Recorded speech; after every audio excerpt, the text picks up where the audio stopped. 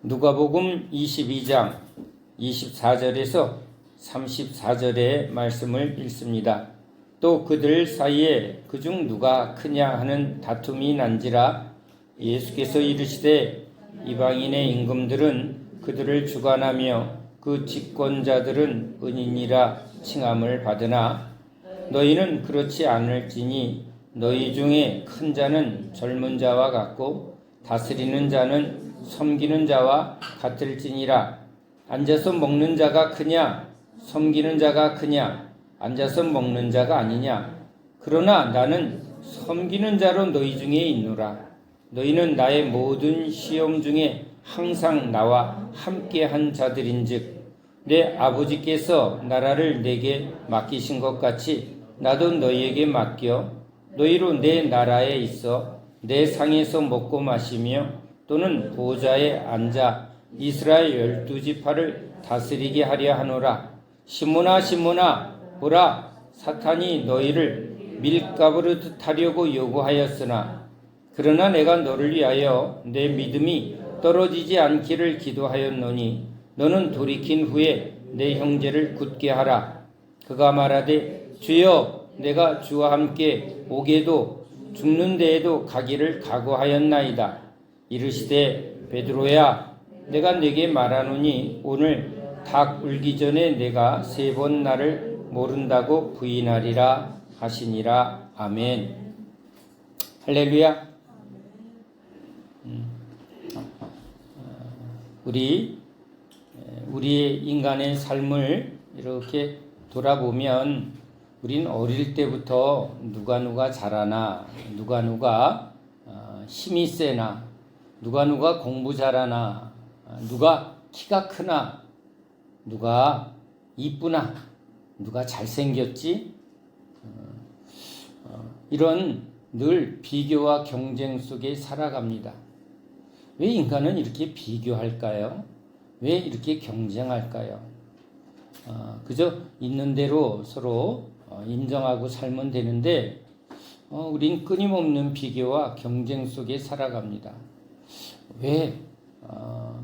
여러분 자기 혼자 인간의 스스로의 힘으로 모든 문제가 다 해결되어진다면 그러니까 내가 자족한다면 남을 볼 필요가 없는데 인간은 존재적으로 자기가 자기의 모든 문제를 해결할 수 없는 걸 어린 아이 때부터 존재적으로 아나 봐요.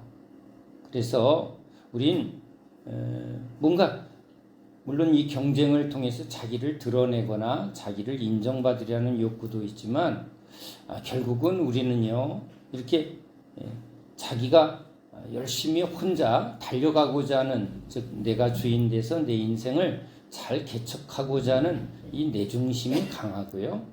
또 어쩔 수 없이 지게 되면 어쩔 수 없이 나보다 잘난 놈을 만나게 되면 그 나보다 잘 알고 나보다 힘이 센 나보다 능력 있는 사람을 이제 붙들게 돼 있습니다. 어릴 때는 우리 부모님을 의지하게 되고요. 학교 가면 선생님, 나보다 잘 아는 선생님의 가르침을 지도를 받게 됩니다. 사회에서도 기술이 있고 능력이 있고 있는 사람의 가르침을 받게 되고 도움도 받게 되고 또는 그를 따르게도 됩니다. 물론 그 중에 탁월한 능력이 나타나면 그가 리더가 되고 그가 그 모임에 왕노릇 하겠죠. 이렇게 왕이 되거나 아니면 누군가 뛰어난 사람을 의지할 수밖에 없습니다. 자, 제가 이런 삶의 이야기를 하는 것은요, 우리 각각이 인생이 이 원리대로 이제 내가 내 인생은 정한다. 누구 말도 안 들어. 나는 내 인생은 내가 잘 정할 거야 하고 달려가는 사람이 있습니다. 그러니까 내가 알고 내가 가지고 있는 경험, 내가 결정하고 그런데 이렇게 살아가는 분들이 이제 죽음의 문제 앞에서는 그도 어쩔 수 없는 것을 인정하듯이 그냥 숙명으로 받아들이건 그냥 내가 정한 인생이니까 내가 이 끝을 피할 수 없게 받아들이겠다라는 그런 말씀을 하는 어르신들을 본 적이 있습니다. 자, 그런데 이제 내가 알 수 없을 때 우리는 누군가를 의지하거나, 그렇죠. 우리 이제 이렇게 하나님을 의지하는 사람, 참된 지혜이시고 진리이시고 능력이 되는 예수님, 우리의 끝을 아시고 우리 죽은 후를 아시는 예수님을 의지하는 이게 신앙인데요. 이 신앙을 따라 누구를 의지하는 사람도 있지만, 자, 여러분, 삶에는요, 여러 가지를 그렇게 이 죽음의 길을, 인생의 길을 걸어가면서도 끊임없이 아들을 바라보는 어머니를 본 적이 있어요. 평생을 이제 남편을 의지했는데 남편에게서 기대치가 없을 때 자기의 마음을, 자기의 어떻게 보면 사랑을 아들에게 준 어머니는요, 늙어 죽어 가면서도 항상 누구를 바라보나요? 그 사랑하는 아들을 바라봅니다. 자기의 죽음조차도 별로 중요하게 여기질 않아요. 그러니까 평생을 어떻게 보면 의지하고 바라보는 그것을 붙드는 게 인생인가 이렇게 생각해 봅니다. 자기를 의지하고 자기를 그냥 자기 뜻대로 바라보는 사람은 이제 자기가 정한 인생을 가는 것이고요. 한갓 아들이어도 아들을 바라보는 사람, 남편을 의지하고 남편의 삶에 이렇게 같이 가는 사람, 그죠? 이렇게 많은 사람이 우리 같이 우리는 뭐 사람 의지하지 않습니다. 우리는 하나님을 의지합니다. 우린 이걸 우리의 믿음이라고 말하지만 의외로 사람들은 상당히 많은 사람이 그냥 내 인생은 내가 정한다. 내가 알아서 한다. 또는 그냥 나는 누구를 위해서, 아들을 위해서, 남편을 위해서, 또는 가족을 위해서 이렇게 각각의 뭘 붙들고 그걸 이렇게 의지해서 그냥 주어지는 대로 그렇게 살아가는 삶을 이렇게 보게 됩니다. 자, 누가 크냐? 오늘 이 제자들조차도 이제 예수님을 믿는다고 말하지만 제자들 안에 누가 크냐라는 다툼, 즉 세상에서도 누가 잘났나 하는 그런 인간적인 세상적인 그런 모습이 제자들 안에 나타난다는 것입니다. 그러니까 우리도 신앙생활에서 이런 집사님들의 고백이 있습니다. 목사들도 하도 문제가 많으니까 난 누구도 못 믿어. 내 신앙은 내가 알아서 잘 챙겨야 돼. 저 목사님은 저런 게 참 좋네. 저 목사님은 저런 게 참 좋아. 장로님의 저런 삶은 참 본이 됐어. 자, 각각 자기가 옳다고 여기는, 자기가 좋게 보이는 면을 이제 각각 취해서 이제 결국은 이것도 취하고 저것도 취해서 내가 알아서, 내가 잘 결정해서, 그것도 결국은 이 신앙은 내가 신앙이에요. 내 신앙은 내가 잘해야 돼.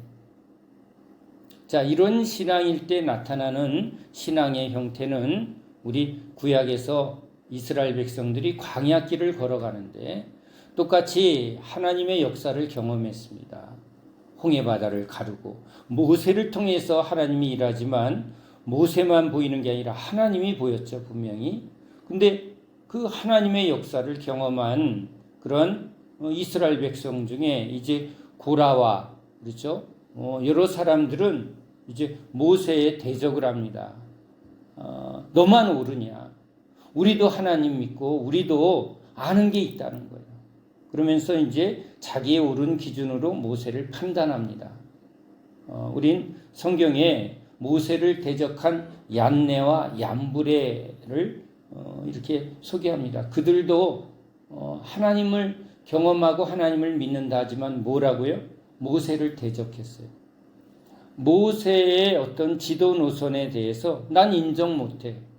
그거는 좋은데 홍해바다를 가르는 모세는 마음에 드는데 네가 광야에서 지금 우리가 원하는 저 가나안을 향해서 계속 직진하기를 우리는 원하는데 왜 뒤로 돌아가? 하나님이 뒤로 돌아가라고 했다고 그래도 모세는 우리 편이 돼서 하나님 앞으로 가야지, 이렇게 해야 리더지 하고 대적했을 거라는 거예요.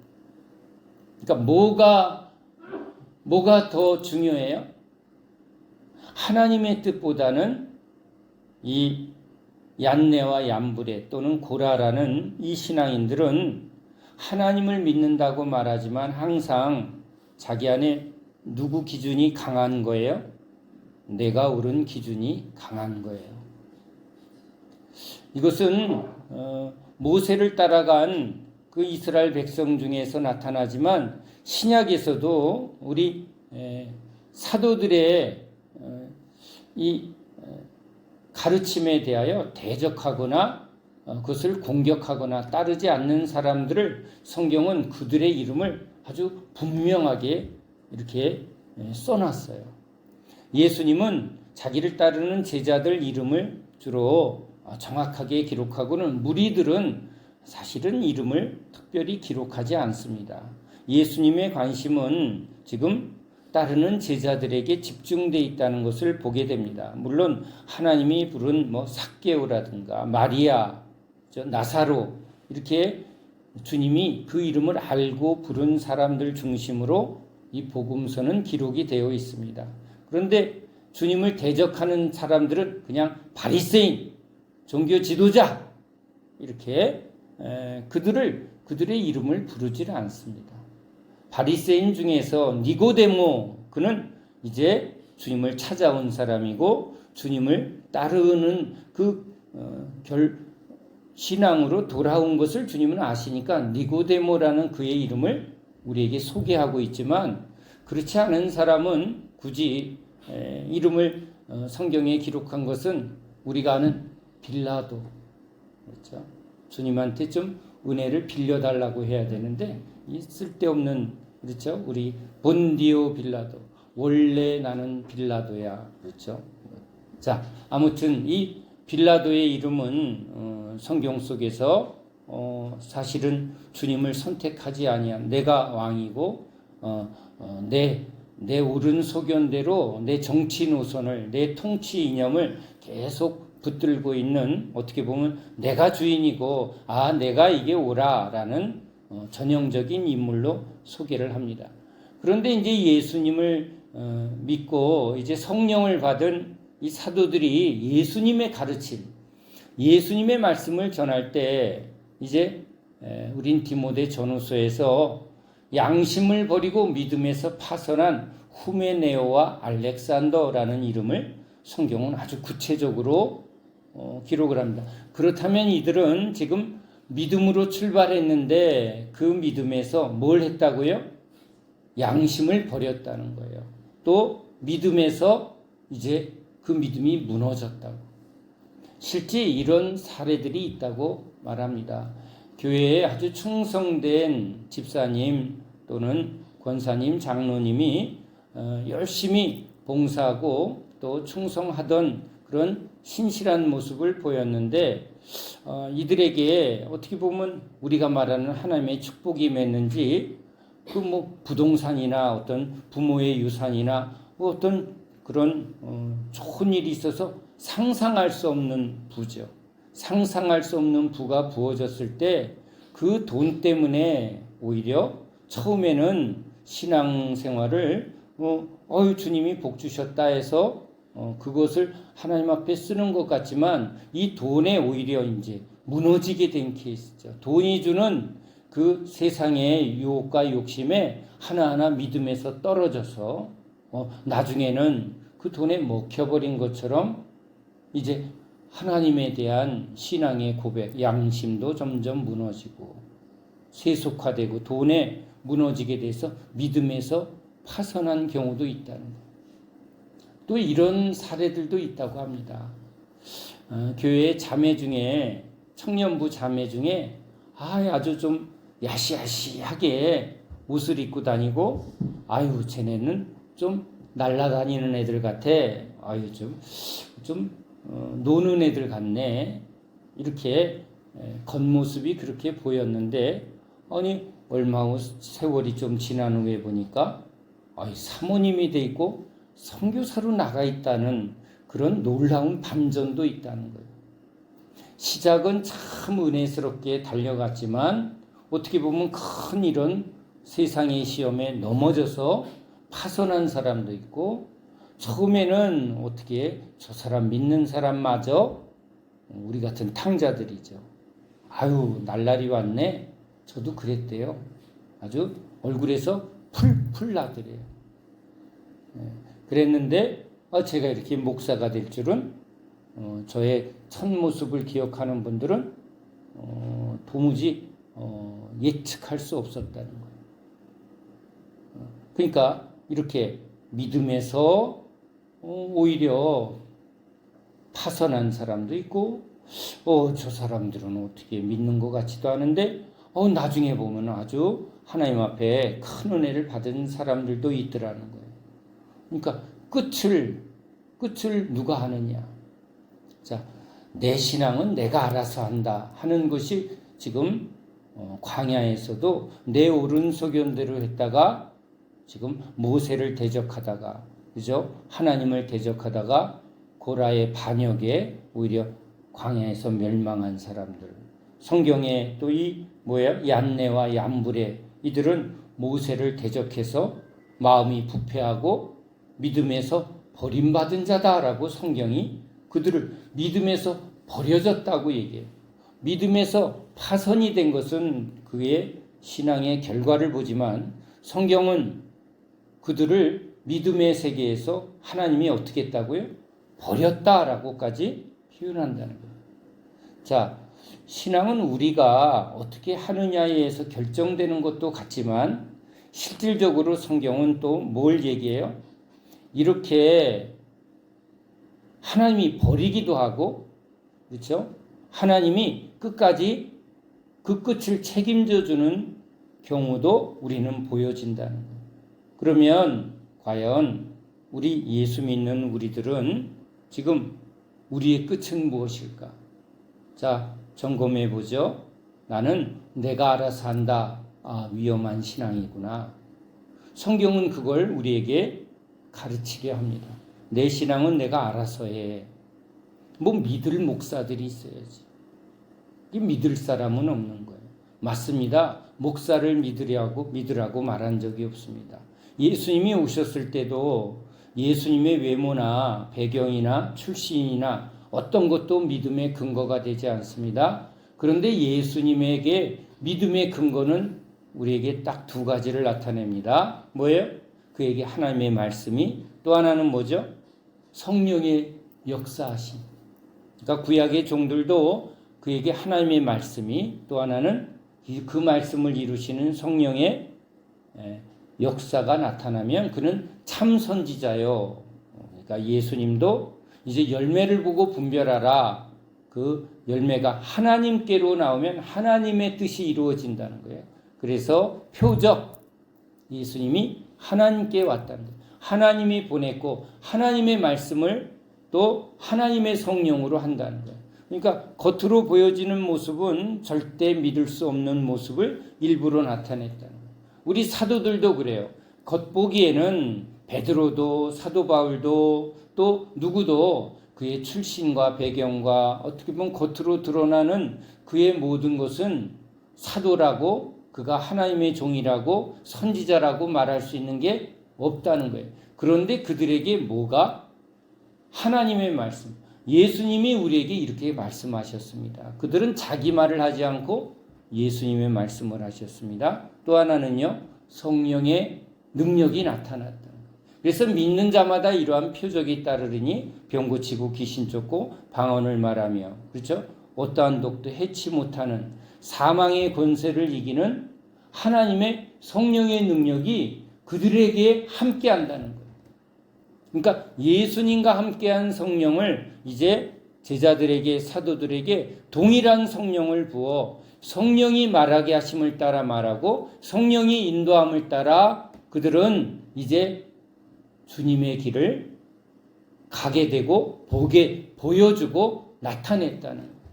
예수님도 성령을 따라 십자가의 길로, 순종의 길로 걸어간 것처럼 이들도 이제 성령이 마게도냐로 가라 하면 마게도냐로 갔고, 아시아로 가라 하면 아시아로 갔고, 그렇죠? 예루살렘에 가라 그러면 예루살렘으로 가는 이 사도들의 삶. 그들은 지금 내가 내 인생에 어떻게 되겠지 하고 내가 정하거나 우리의 인과관계에서의 자녀 또는 남편, 어떤 내가 신뢰하는 어떤 사람과 운명을 같이 하는, 그래 친구야 끝까지 우리 같이 한번 잘 살아보자.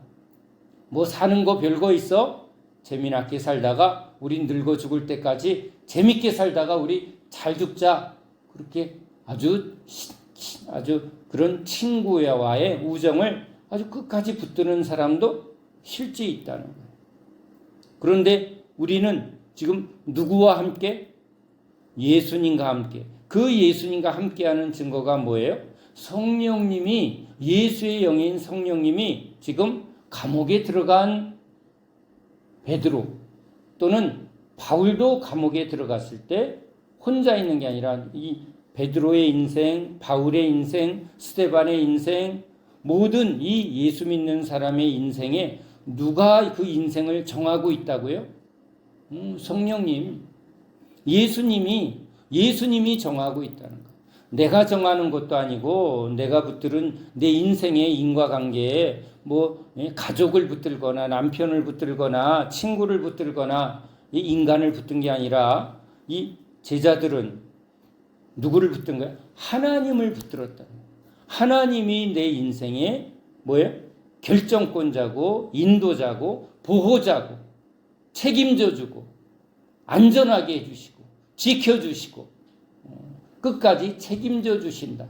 여러분, 이제 우리 오늘 읽은 말씀도 성경은 아주 우리에게 이 믿음이 좋아 보이던 이 베드로의 실체를 나타냅니다. 제자들은 예수님과 함께하지만 이들은 주님만 없으면 뭐 하고 있었다고요? 서로 크냐 하고 다투고 있었다는. 세상 사람들과 똑같은 육적인 모습을 이들도 나타내고 있다는. 자, 이러한 모습을 보면 광야에서 믿음에서 버림받은 여기 얀네와 얀브레 또는 고라처럼 지금 이들은 육체적인 인간적인 그런 모습을 분명히 보이고 있다는 것. 그런데 이러한 베드로에게 이러한 제자들에게 지금 누가 지금 계속 그들의 삶을 지금 관여하고 있다고요? 주님이 관여하고 있다. 주님이 결정을 지금 계속 말하고 있다는 거예요. 베드로는 베드로의 결심을 말하고 있어요. 주여, 나는 끝까지 주님과 함께 할 것이고 주님 죽는데도 갈 것이고 오게도 갈 것이고 신념, 어떻게 보면 본인의 의지, 결단 이것을 분명히 말하고 있어요. 그런데 주님은 이제 너에게 사단이 공격을 하면 사단에 의해서 너는 나를 부인하게 될 것이다. 여러분, 사단이 믿는 자를 공격하는 이 내용은 우린 욥기에서 우린 너무 실제적으로 주님이 우리에게 가르치고 있어요. 하나님이 기뻐하는 욥에게도 하나님이 이제 사단의 시험 요구에 대하여 동의하시고, 그런데 어디까지만? 목숨은 건들지 말고. 여기도 조건이 딱 있죠. 믿음에서 떨어지지 않도록 주님이 베드로를 가지고 노는 것은 내가 허락하는데 이제 뭐는 건들지 마라. 주님이 내가 얘를 꽉 붙들고 있을 거니까 그 이상은 목숨도 건들지 말고 그 이상 건들지 말라는 거. 그러니까 베드로는 지금 당하면서도 자기가 도대체 왜 이런 일을 당하는지 모르는 일을 겪게 된다는 거. 자, 제가 우리 인생의 이야기에서 사람들은 자기가 아는, 자기가 경험하는, 그래, 우리는 이렇게 살다가 죽는 거지. 그러니까 나도 이렇게 살 거야 하고 내가 아는 범위 내에서, 내가 경험하는 범위 내에서 내가 정하는 사람들, 그렇죠? 그 인간의 영역에서. 그런데 지금 신앙의 영역에서는 무슨 일이 일어난다고요? 영적인 이런 우리를 공격하고 시험하는 사단의 공격이라는 걸 경험하기도 하고 또 도우시는 천사의 도움 또는 하나님의 도움을 경험하는 사람. 그러니까 여러분, 여기 굉장히 중요한 차이가 있는 거예요. 제가 요즘 자꾸 차이나를 얘기하죠. 사람의 인생. 그러니까 사람이 살아가고 사람들이 이제 경험하는 세계에 속한 사람이 있고, 이제 어떤 세계를 자꾸 경험하는 사람이요? 이런 사단의 시험도 경험하고 성령의 역사를 경험하니까 이건 영적 세계예요. 그러니까 예수님이 나를 따라오너라 하고 끌고 가면서부터 열려진 세계는 사람의 경험, 사람의 노력, 사람의 지식, 사람의 열심, 여기는 바리새인들, 종교 지도자들 또는 권력을 붙드는 여기 헤롯, 빌라도 뭐 이런 사람의 세계죠. 그런데 예수님이 제자들과 끌고 가면서 우리들에게 자꾸 열어주는 세계는 뭐예요? 영적인 세계예요. 영적인 세계. 그러니까 영적인 세계는 우리 인간의 힘으로 할 수 없는 세계니까 주님이 이쪽 영적 세계로 끌려올 때는 너희들은 사단한테 무조건 당하게 돼 있고 이단한테 무조건 당하게 돼 있다. 너희들은 초단이라는 거예요. 그러니까 누가 지켜주지 않으면 너희들은 질 수밖에 없다. 주님이 지켜주지 않으면 너희들은 질 수밖에 없고 파손할 수밖에 없고 변질될 수밖에 없고 너희들은 넘어질 수밖에 없다는 걸 누가 아신다고요? 주님이 아신다는 거예요. 그러니까 여러분 우리도 내 병을 내가 고치나 또는 민간요법으로 고치나 하다가 방법이 없으면 누구한테 가요? 의사가 나보다 전문가니까 의사한테 맡겨요. 죽어도 괜찮습니다 하고 뭐 하는 거예요? 수술 동의서 한다는 거예요. 내 목숨을 누구에게? 의사한테 맡긴다니까. 인간은요 이렇게 나보다 나은 존재에게, 나보다 큰 자에게, 나보다 뭔가 그것을 실력 있는 자에게 뭐 하는 사람? 믿고 맡기는 존재라니까. 남편이 능력이 있으면 난 남편을 믿고 의지해 하고 내 인생을 남편한테 맡겨요. 근데 남편이 능력이 없어. 신뢰가 안 가. 그러면 난 그 사람 의지 안 해요. 여러분 이게 여기 안에서 분명하게 이게 계산이 되는 거예요. 그러니까 여기 믿음의 세계에서도 이 모세 이건 마음에 안 들어. 내가 믿고 맡겼는데 아니 우리가 원하는 길은 안 가고 고생길로 자꾸 끌고 가. 난 너의 리더십을 인정 못하겠어. 난 남편의 리더십을 인정하지 못하겠어. 아들 믿었는데 아들이 난 상처만 받았어. 난 아들 못 믿어. 자, 우린 믿고 의지하는 거예요. 아무도 못 믿어? 날 믿어. 이거나 누구를 믿거나 의사를 믿거나 변호사를 믿거나 그렇죠? 힘 있고 능력 있는 자를 믿거나. 그런데 우리가 지금 예수님 앞에 우리가 지금 이끌려 이른 양을 찾아온 예수님은 우리를 어디다 직면시킨다고요? 우린 지난 시간에 주님은요 이 죄와 사망의 문제 앞에 계속, 왜냐하면 우리가 할 수 있는 건 계속 우리가 하는 존재니까. 그러니까 그런 일에는 주님도 간섭을 안 해요. 밥을 먹어야 할까요? 말아야 할까요? 그런 건 주님이 말도 안 하셔요. 우리 인간의 문제는요, 우리가 살아가는 삶의 문제는 특별히 주님이 뭐 이러거나 저러거나 크게 관여를 안 하세요. 그런데 이제 무엇을 주님이 적극적으로 개입하냐면 의도적으로 아주 거친 풍랑, 즉 죽음의 문제, 절망의 문제로 우리를 직면시켜서 십자가로 직면시켜서 야 진짜 내 인생은 성령의 능력이 아니고는 주님의 은혜가 아니고는 내 인생의 끝은 죽음이고 나는 실패고 빈그물이고 망하는 거구나 이걸 깨닫게 하신 후에 그걸 자꾸 직면시키니까 우리 안에 이제 두 가지 마음이 있는 거예요. 익숙하게 내가 하던 습관이 나오기도 하고 또는 주님이 행하신 일로 인하여 주님 역시 믿을 분은 주님밖에 없습니다 라는 이 신앙의 과정 속에 있는 거예요. 그러니까 이 제자들은 지금 이 두 가지 과정 속에 뭘 나타내고 있어요? 나는 내가 커, 네가 커. 주님 나는 옥에도 가고 감옥에도 가요 하고 내가 할 때가 있고. 그런데 지금 이 베드로의 신앙과 제자들의 신앙에는 지금 뭐가 깊숙이 또 관여하고 있다고요? 주님이 관여하고 있다.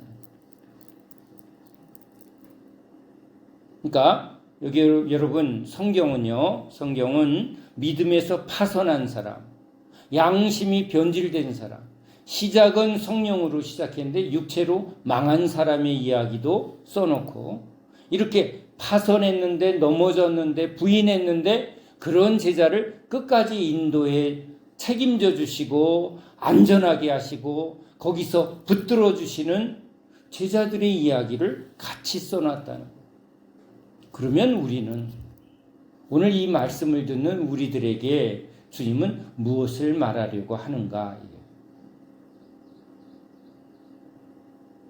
자, 믿음에서 파선한 사람들, 그렇죠? 또는 양심이 변질된 사람들은 어떻게 보면 계속 뭘 부인 안 하는 거예요? 자기 중심을 부인 안 하는 거예요. 근데 제자들에게는 주님이 집요하게 자기 부인을 깨닫도록 하는 거예요. 자기 부인을, 즉 내가 하면 난 또 실패하겠구나. 내가 하면 3번 부인하겠구나. 베드로를 그걸 경험시키는 거예요. 그렇게 경험한 것이 끝이 되는 게 아니라 거기서 주님이 잡아주는 것을 딱 경험하면 뭐죠? 야, 주님은 진짜 나를 어디까지 책임져 주신다? 끝까지 책임져 주신다. 내가 이렇게 3번 부인했는데, 내가 이렇게 주님한테 말도 안 되는데 그 깊은 사망의 골짜기에서 나를 붙들어 주시고, 그렇게 말도 안 되는 주님 앞에 범죄한 나를 이렇게 주님이 거기서 나를 끄집어 잡아주시는 그 은혜, 그 사랑에서 끊을 자가 없구나. 그걸 여러분 우리 안에 새겨주시는 분이 누구라고요? 주님이시라고. 자, 이 말씀이 지금 저와 여러분에게 이게 아멘이 되어지면 이 말씀은 언제 역사하게 돼요? 사단이 와서 시험하는 경우에도 사단의 시험은 우리를 육을 붙들고 자신을 붙들고 있는 이 뒤꿈치, 우리의 육적인 세상적인 흙에서 태어났으니 흙으로 돌아가는 이 육적인 세상적인 인간적인 것은 끊임없이 사단이 물어뜯는데, 이건 물어뜯기면 넘어져요, 안 넘어져요? 우린 넘어진다는 거예요. 그런데 그때 주님이 무엇으로 우리를 이렇게 삼겹줄로 붙들어내는, 그러니까 깊은 수렁에 빠졌는데 거기서 지금 주님이 이렇게 끌어올릴 때 무엇을 지금 우리에다 고리를 매달아 놨다고요? 이렇게 오늘 주신 이 말씀이 오늘 여러분의 심령 속에 믿음의 고리로 이렇게 탁 새겨진 줄 믿으시기 바랍니다. 그러니까 여러분, 하나님의 말씀은 뭐예요? 약속의 말씀이라는 거예요. 그 말씀이 성령으로 저와 여러분에게 은혜의 말씀으로 여기 안에 뭐 하는 거예요? 약속이 되어지는 거예요. 베드로에게 약속을 하는 거죠. 너 3번 부인할 거야. 그런데 내가 믿음에서 떨어지지 않도록 내가 널 위해서 기도할, 이 약속의 말씀이 베드로에게 지금 적용이 되었기 때문에 상황과 여건이 어떠하더라도 주님은 무엇에 대하여 신실하시다? 주님의 말씀에 대하여 신실하시다는 거예요. 여러분, 이게 너무 중요한 거예요. 우리에게 하나님의 말씀을 주신 이유는 구원에 이르게 하려고 하나님의 말씀을 줬는데, 이 말씀을 이제 성령으로 저와 여러분에게 깨닫게 하고 아멘 되게 하시는 분은 누구라고요? 주님이. 그런데 바리새인들은 성경을 봐도 주님의 음성을 들으려 하고 주님의 뜻을 하는 게 자기 지식을 믿고 자기가 크다고 여기고 자기가 옳다고 여기니까 성경의 말씀을 누가 붙들어? 내가 붙드는 거예요. 내가 붙들고, 여기 베드로처럼 내가 말씀을 지키고 옥에도 가고 죽음의 자리에도 들어갈 수 있다. 인간의 신념은요, 등신불, 이게 뭐예요?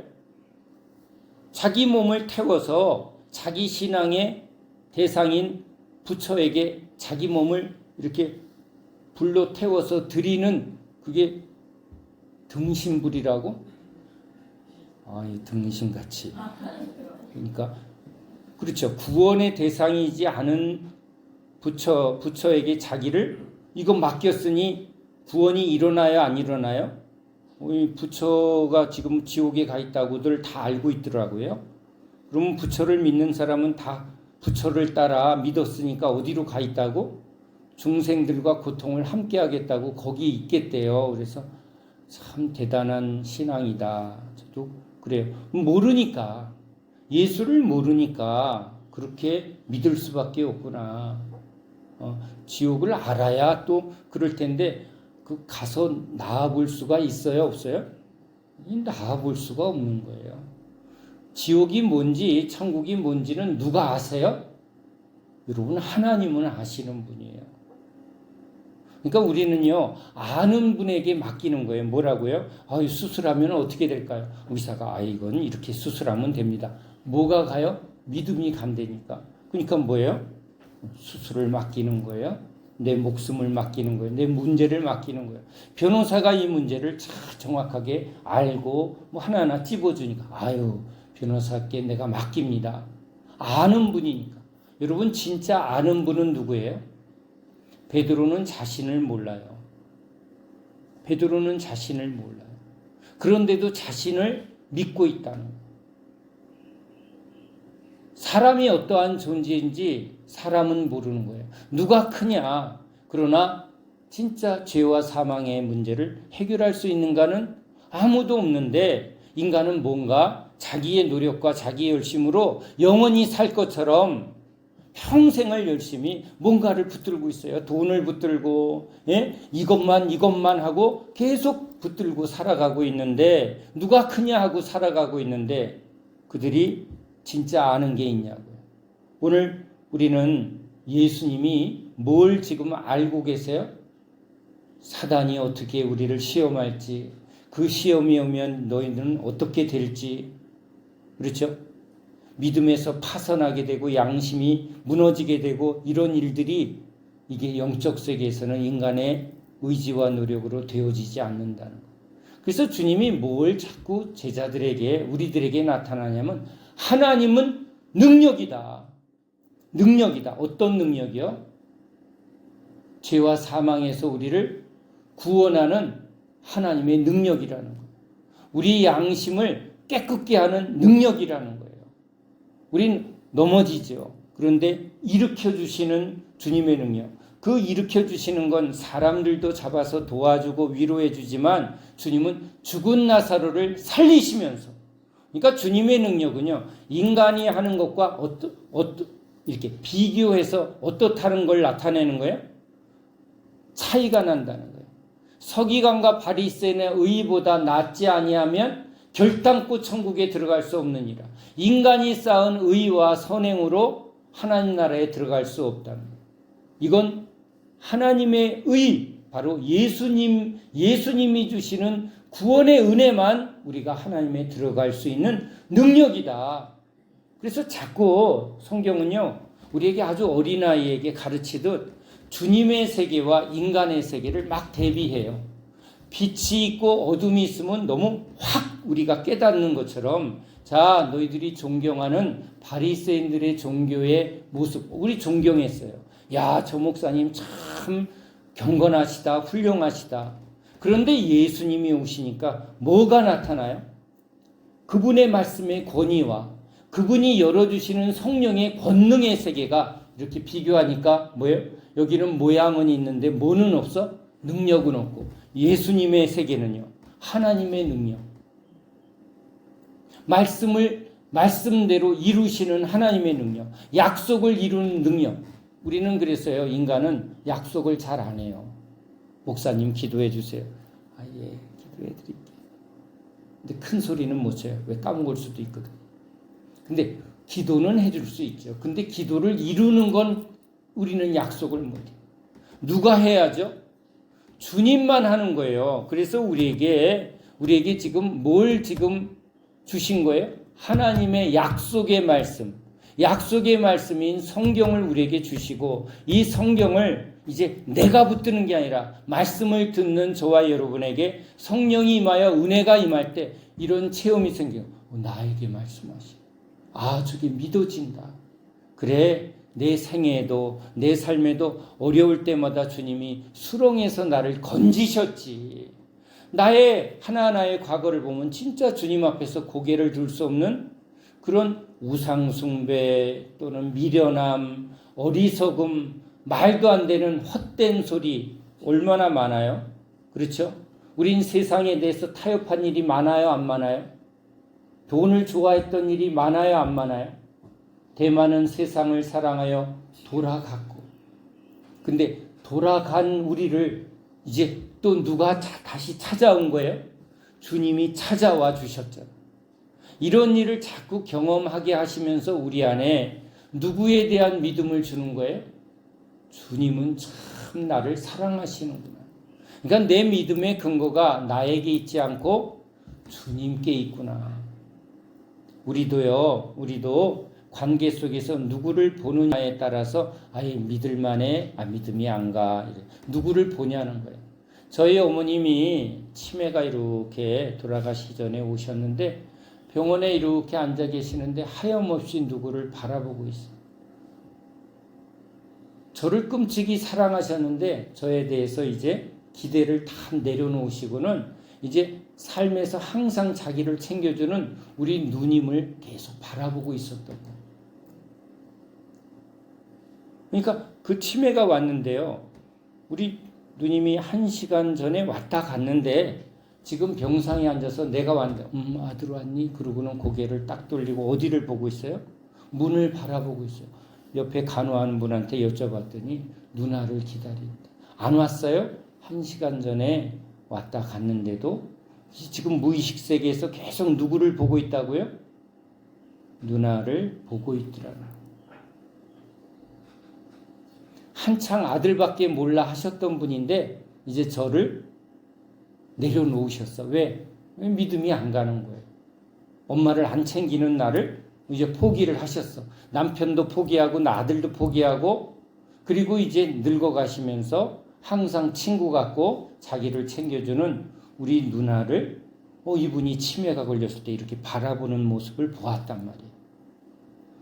제가 그 모습을 기억하면서 인간은 인생의 마지막에 뭘 보고 있나 하는 그 실체를 보았어요.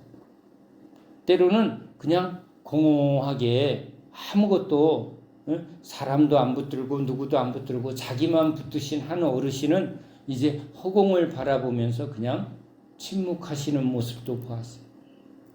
그런데 이때 찬양하며 예배하며 은혜의 빛을 그냥 얼굴에 가득하며 주님을 바라보는 스데반 같은 은혜의 사람, 믿음의 사람도 이제 바라보고 있는 거예요. 약속의 땅, 새하늘 새 땅을 바라보고 항상 나와 함께 하신 나의 주님을 바라보는 사람. 지금도 바라보는 사람은 죽음의 순간도 바라보고 있고 바라보는 대로 어디로 간다? 믿음을 따라 간다는 거예요.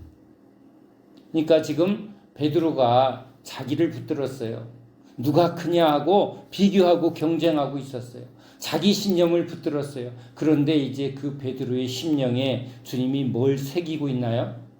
너 사단이 와서 너를 밀가불 듯 너를 흔들어 댈 때, 네가 시험에 빠졌을 때, 네가 절망에 빠졌을 때, 내가 무너졌을 때, 내가 너를 믿음에서 떨어지지 않도록 내가 기도한다. 내가 너를 붙들고 있다. 내가 너를 책임진다. 내가 너의 안전이다. 내가 너의 산성이다. 내가 너의 구원이다. 이 약속의 말씀을 누구에게 지금 베드로 심령에 지금 심고 있는 주님이심을 믿으시기 바랍니다. 이 말씀은 언제 이루어져요? 3번 부인하고 고개를 들지 못하고 울 때 이 약속의 말씀이 없는 사람이 누구예요? 가룟 유다.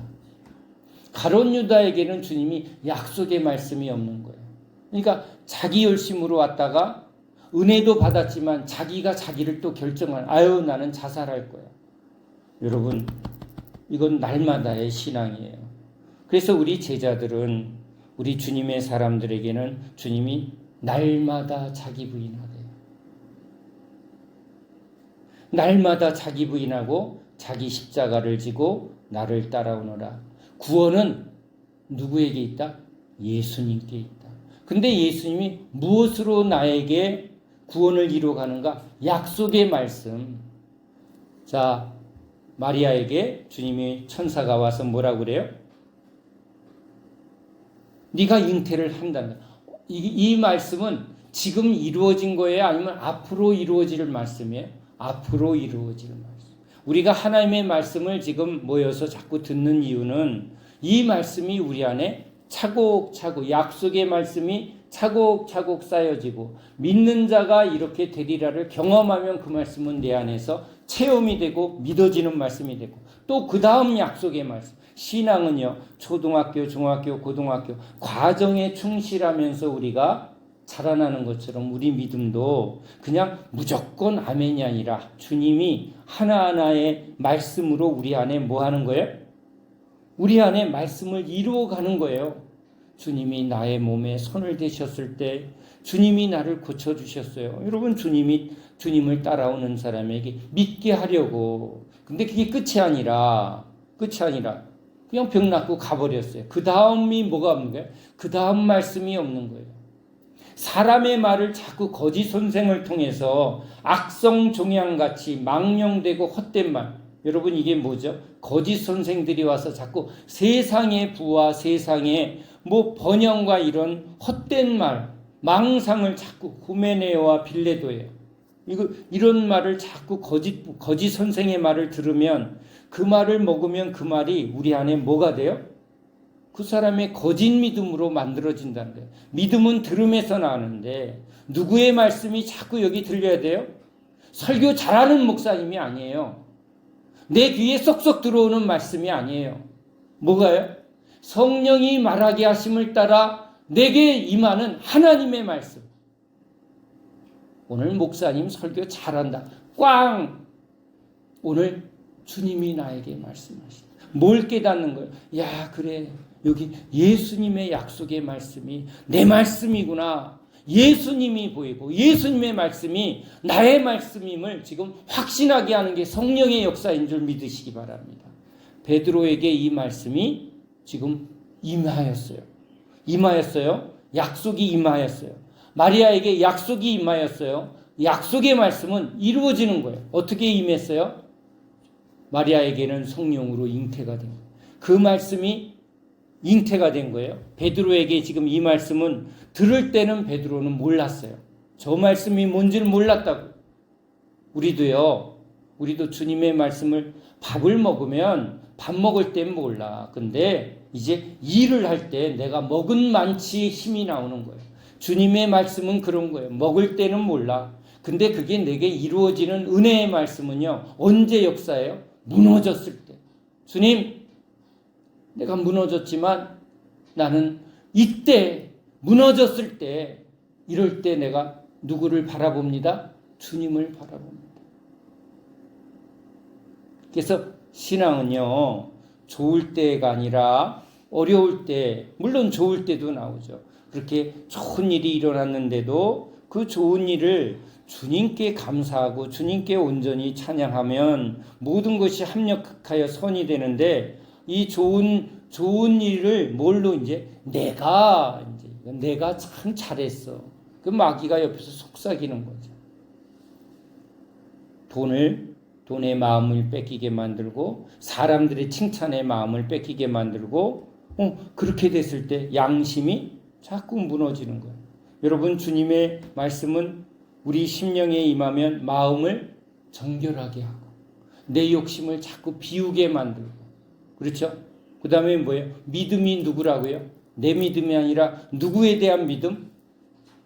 주님밖에는 믿을 뿐이 없고 주님의 말씀밖에는 내가 붙들 게 없구나 하고 하나님의 말씀에 대하여 내가 자꾸 무너지는 걸 경험시키는 거예요, 여러분. 주님은요, 이 베드로를 믿음의 사람으로 만드시기 위해서 뭘 허락한 거예요? 사단의 시험을 허락한 거예요. 풍랑을 허락한 거예요. 광야길을 허락한 거예요. 근데 사람은 어디로 가고 싶어해요? 넓은 길로 가고 싶어요. 안전한 길로 가고 싶어요. 그게 누구라고요?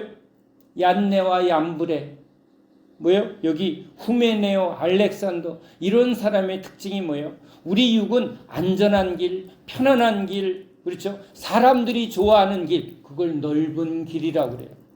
우리를 자꾸 안전한 길로, 넓은 길로, 편안한 길로 자꾸 이렇게 드라마 보세요. 전부 그런 얘기야. 그래서 뭐예요? 우리 인간의 지혜, 인간의 교육, 인간의 노력 이것으로 무엇을 이룰 수 있는가를 계속 보암직 먹음직 이걸 계속 듣게 만들어. 그런 걸 막 설교에 짬뽕을 시켜. 그런데 주님은 우리 이런 양을 찾아오셔서 제자로 부르신 우리 제자들에게 지금 무슨 약속을 해요? 하나님의 약속, 하나님의 신실한 말씀. 근데 그 말씀은 우리에게 듣고 싶은 말이에요, 아니에요? 네가 사단에 의해서 밀가부르듯 청구를 받을 것이다. 아니 주님, 우리 믿으면 그런 일 없어야 되잖아요. 왜 나한테 자꾸 이런 일이 일어나요? 내 마음을 왜 자꾸 흔들어요? 왜 나를 자꾸 요동시켜요? 흔들면 뭐가 나온다? 여러분, 용각산 붙들면 안 돼. 흔들면 소리가 나지 않습니다. 흔들어도 아무 변화가 안 일어납니다. 여러분, 그런 사람은 믿음에서 버려진 사람들이에요. 왜냐하면 주님은요, 우리를 막 흔들어서 사단을 통해서 세상에 흔들어서 야, 세상은 요동하는 땅이고 사람 말은 우리에게 진짜 평안을 주는 게 아니구나. 내 생각은, 내 의지와 내 열심은 결국은 죽음의 문제 앞에, 그렇죠? 이런 사단의 시험 앞에 아무 능력이 없구나. 그래서 자기를 철저히 부인하게 만들고, 이렇게 자기 부인할 때 누가 손을 내밀어 주세요? 주님이 손을 내밀어 주세요. 주님의 손을 붙잡고 일어섭니다. 주의 능력을 의지하여 일어섭니다. 여러분, 우리 안에 이제 말씀이 임할 때 우리 심령이 뜨거워지고, 이게 뭐예요? 성령의 역사가 시작이 돼요. 성령의 역사가 시작이 되면 우리 심령이 아주 가벼워져요.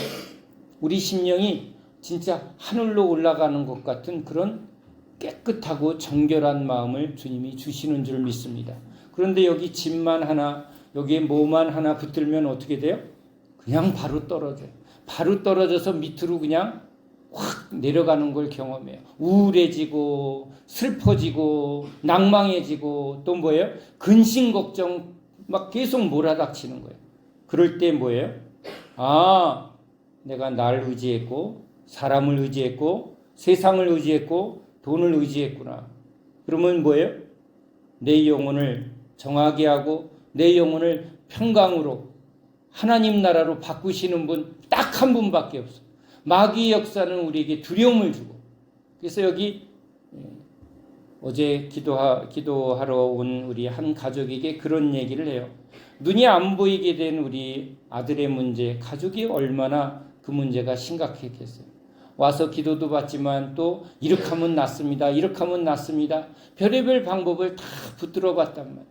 그런데 이런 방법들의 특징은요, 딱 하나예요. 이거 안 하면 뭐 어려운 일이 생겨. 두려움을 주는 거예요.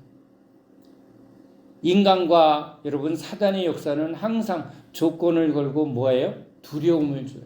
근데 주님은요, 우리에게 조건을 말하지 않아요. 사실은 주님은 우리에게 평강을 주시고요, 사랑을 말씀하세요. 베드로는 지금 뭐예요? 본인의 열심을 붙들고 있을 때 주님은요, 지금 내가 너를 믿음에서 떨어지지 않도록 내가 너를 붙들고 있다. 여러분, 믿음의 주여 온전케 하시는 이인 예수를 바라보라. 우리 예배 드리는 이유는 뭐예요? 목사님 설교 들으려는 게 아니라 주님의 음성을, 어떤 분이요? 믿음의 주, 우리를 온전하게 하시는 예수, 보좌 우편에서 우리를 믿음에서 떨어지지 않도록 기도하시는 우리 주님, 주님을 바라보는 자, 주님을 찾는 자, 주님을 구하는 자는 주님이 끝까지 사랑하시는 주님이신 줄 믿으시기 바랍니다. 우린 지금 믿음의 길을 걸어갑니다. 주님이 여러 가지 상황 속에서 나의 중심을 온전케 하고 주님만 의지하는 믿음의 사람으로 세우려 하십니다. 내가 누구를 붙들고 있는가? 내가 누구를 의지하고 있는가? 주님이 나를 계속 뭐 하신다? 흔들어 주신다. 그걸 통해서 예수님밖에. 그러니까 우리 생애는요, 우리 생애는 계속 지금도 예수님 바라보고 있는데 이제 우리 어머님이 인생의 마지막 순간에 누구를 보고 있었다고요? 우리 누나를 보고 있었어요. 어느 아들을 바라보는 어머니를 보았어요. 남편을 의지하는 그런 여자의 모습도 보았어요. 아니면 자기가 자기 세계를 이뤄놓은 분은 이제 자기의 이뤄놓은 것을 계속 죽음의 순간까지도 그걸 확 자랑하고 붙드는 분도 보았다고. 근데 우리는 누구를 붙드는 사람이죠? 예수님만 바라봅니다. 늘 정답이지만 여러분, 이 정답이 우리 안에 뭐가 되어지게? 실체가 되어지게. 마지막 순간에도 우리는 스데반처럼 영광의 주님, 보좌 우편에서 우리를 위해서 기도하시는 우리 주님, 그죠? 또 물에 빠져서 허우적거릴 때도 주여 나를 구원하소서. 그때 주님이 손을 잡아 일으켜 주신, 언제나 나의 손을 잡아 일으켜 주신 우리 예수님. 난 예수님을 바라봅니다. 예수님을 믿습니다. 이 믿음은 이제 주님이 내게 채워주시는 믿음, 알곡으로 충만케 해주시는 믿음이 되어질 줄로 믿습니다. 기도합니다. 하나님, 오늘도 우리를 위하여 기도하시며 또한 우리를 일으켜 이제 연약한 자를 세우게 하려고 일꾼 삼으려고 섬기는 자 되게 하려고 예수님을 믿는 제자 되게 하려고 주님이 우리를 부르셨습니다. 오 주여, 자신을 의지하고 사람을 의지하고 세상을 바라보았던 우리가 이제 주 앞에 돌아와 주님을 바라봅니다. 우리를 위하여 물과 피를 다 쏟아주시는 예수님을 바라봅니다. 우리를 위하여 항상 기도하시며 항상 함께 하시는 우리 예수님을 바라봅니다. 주님을 바라고 주님을 구하며 주님을 의지하는 자에게 주의 성령의 역사하심으로 함께하여 주시옵소서. 주의 능력으로 우리 안에 역사하여 주시옵소서. 우리 심령을 성령의 불로 충만케 하여 주시옵소서. 우리의 약함이 주의 강한 능력이 머무는 곳이 되게 하여 주시옵소서. 예수 그리스도 이름으로 간절히 기도합니다. 아멘.